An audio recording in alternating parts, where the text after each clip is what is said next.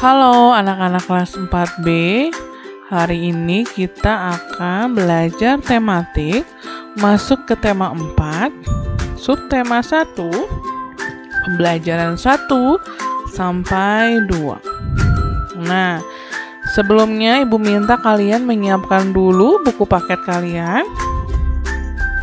Dan kemudian akan kita sama-sama pelajari pembelajaran 1 dan 2 hari ini. Nah, anak-anak silakan dibuka halaman 1 ya. Di sana tertulis, perhatikan lingkungan tempat tinggalmu.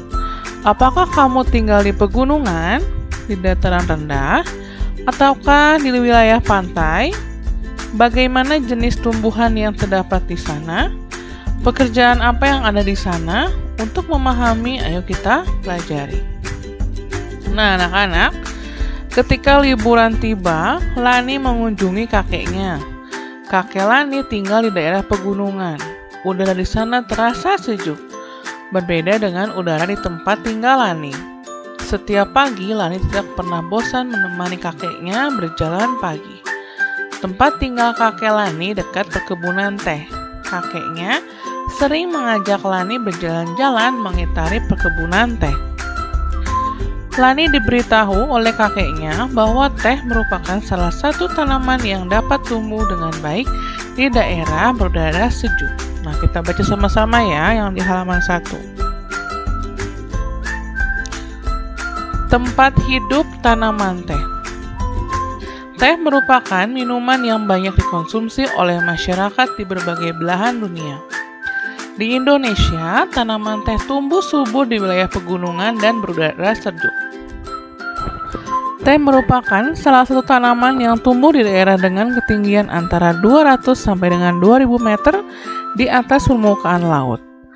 Tanaman teh dapat tumbuh dengan baik di daerah dengan suhu antara 14 derajat sampai 25 derajat Celcius yang cukup mendapat curah hujan karena tanaman teh tidak tahan terhadap kekeringan. Curah hujan sangat dibutuhkan untuk menjaga perakaran tanaman teh. Di Indonesia, perkebunan teh tersebar di beberapa wilayah pegunungan di Pulau Jawa dan Sumatera. Kedua pulau tersebut sangat mendukung pertumbuhan teh karena tanahnya sangat subur.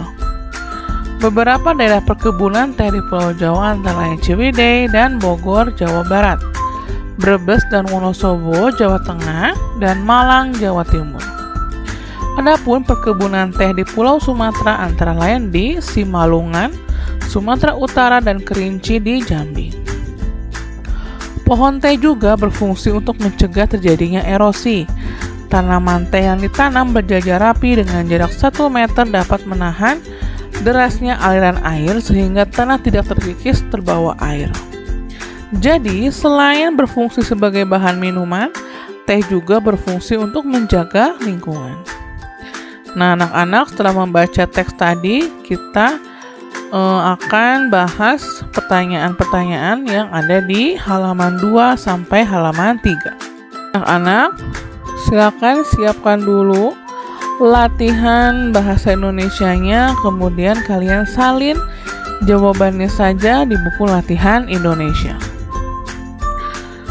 Nomor 1, di mana tanaman teh dapat tumbuh dengan baik? Teh dapat tumbuh dengan baik pada ketinggian antara 200 sampai dengan 2000 meter di atas permukaan laut. Nomor 2, bagaimana caranya agar tanaman teh bisa bermanfaat menahan erosi? Cara agar tanaman teh bisa bermanfaat menahan erosi adalah dengan ditanam berjajar rapi dengan jarak 1 meter menahan derasnya aliran air sehingga tanah tidak terkikis terbawa air. Selanjutnya, nomor 3, apa yang terjadi apabila tanaman teh terus-menerus dikonsumsi besar-besaran? Jika tanaman teh terus-menerus dikonsumsi besar-besaran, maka kelestariannya akan terganggu.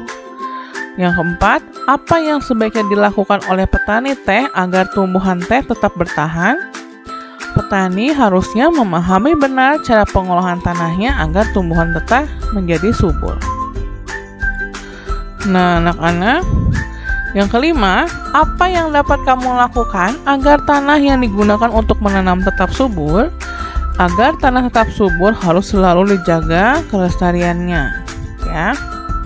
Nah, anak-anak silakan disalin dulu 5 nomor ini, cukup salin jawabannya saja soalnya tidak usah.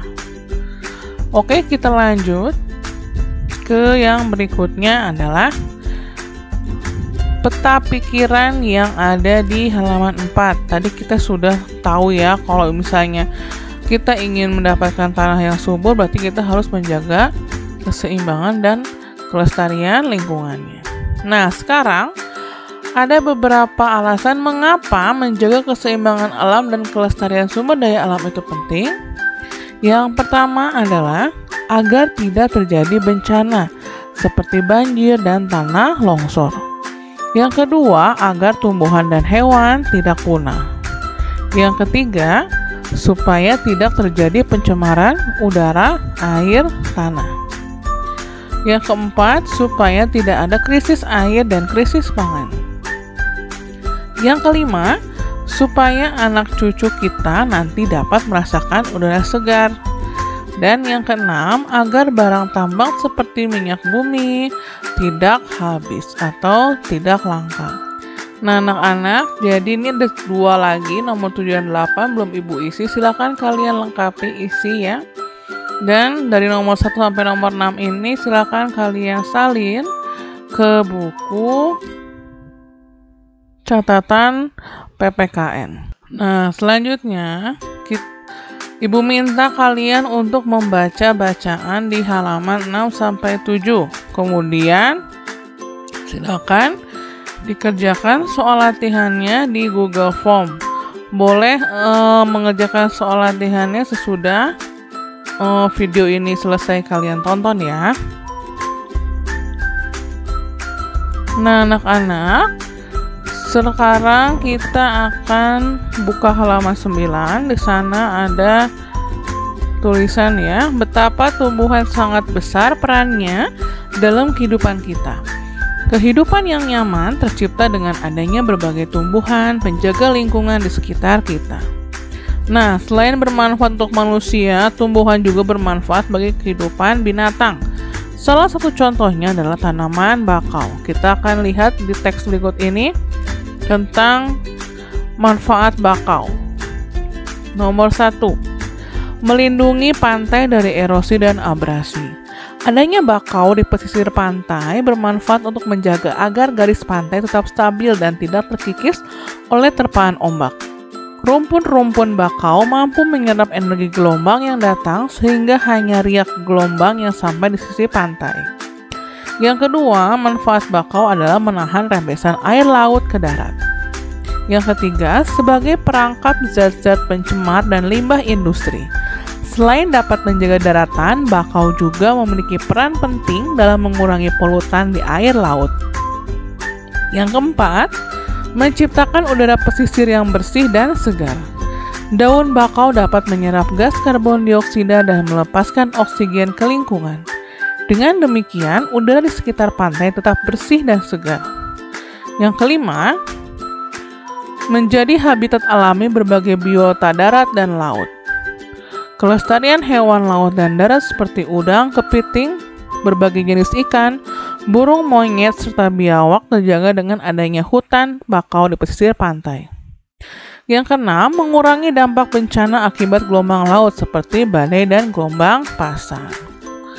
Nah, anak-anak, tadi adalah beberapa manfaat dari hutan bakau. Yang perlu kalian ketahui ya, ternyata tumbuhan bakau itu sangat banyak sekali manfaatnya. Nah, anak-anak, tadi kita sudah membahas beberapa materi tentang tanaman teh, lalu manfaat dari tumbuhan bakau. Sekarang Ibu akan membahas tentang PPKN. Kalian tahu ini adalah binatang apa? Ya, ini adalah binatang hewan, yaitu burung Garuda. Nah, burung Garuda ini merupakan lambang dari negara Indonesia. Ada semboyannya yang berbunyi Bhinneka Tunggal Ika. Nah, anak-anak, Ibu akan membahas tentang burung Garuda. Berarti kita akan membahas tentang Pancasila. Seperti yang kita tahu, Pancasila itu terdiri dari 5. Yang pertama, ketuhanan yang Maha Esa. Kedua, kemanusiaan yang adil dan beradab. 3, persatuan Indonesia. 4, kerakyatan yang dipimpin oleh hikmat kebijaksanaan dalam permusyawaratan perwakilan. Dan yang kelima, keadilan sosial bagi seluruh rakyat Indonesia. Nah, kalau kalian masih ingat dan tahu, pasti sudah bisa dilihat di sini ya. Sila pertama itu disimbolkan dengan simbol bintang. Yang kedua adalah sila kedua disimbolkan dengan rantai emas. Yang ketiga disimbolkan dengan pohon beringin. Dan yang keempat disimbolkan dengan kepala banteng. Dan yang kelima disimbolkan dengan padi dan kapas. Nah, hari ini Ibu akan menjelaskan apa makna dari masing-masing Pancasila berikut ini. Tapi untuk hari ini Ibu hanya akan membahas tentang makna dari sila pertama, yaitu sila ketuhanan yang Maha Esa. Nah, makna dari sila pertama Pancasila itu yang pertama, percaya adanya Tuhan. Setiap orang dibebaskan memeluk agama masing-masing. Semua yang Tuhan berikan kepada kita harus dijaga. Toleransi antar umat beragama dan sesama umat beragama. Lalu, apa saja contoh sikap dalam kehidupan sehari-hari yang sesuai dengan sila pertama? Yaitu kita melaksanakan ibadah, lalu selalu bersyukur, bersilaturahmi dengan sanak keluarga, menghormati bapak dan ibu guru, dan menghormati dan menghargai teman yang sedang melaksanakan ibadah dan lain-lain. Nah, itu adalah makna dari sila pertama dan contoh-contohnya. Anak-anak, yang bagian ini silakan kalian catat, kemudian tulis juga maknanya dan contoh-contohnya semuanya ini ke buku catatan PPKN kalian. Sudah jelas ya anak-anak? Silakan dicatat. Yang tadi Ibu bilang perlu dicatat, bukan dicatat semuanya, tapi hanya yang Ibu bilang harus dicatat ya. Oke, jangan lupa untuk mengisi Google Form-nya yang latihan soal. Lalu setelah itu silahkan dikerjakan, diselesaikan, dan langsung ke pelajaran selanjutnya. Oke anak-anak, semoga kalian cukup mengerti untuk materi hari ini. Jika masih belum mengerti, silahkan tanya ke Bu Nana. Sampai jumpa lagi di pelajaran berikutnya.